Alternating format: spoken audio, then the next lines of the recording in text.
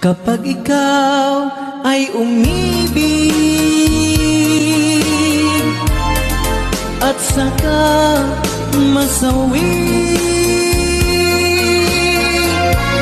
di mo ba daramdamin ito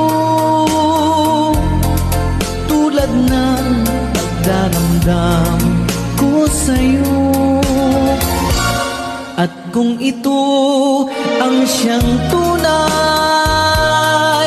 na mangyari sa puso mo, ay baka